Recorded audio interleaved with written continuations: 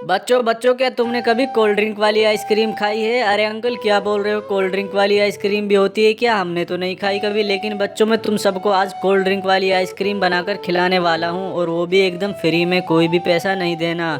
अरे वाह अंकल, आप कितने अच्छे हो, फ्री में सबको आइसक्रीम खिलाते हो। प्लीज़ जल्दी बनाओ, हमसे नहीं रहा जा रहा।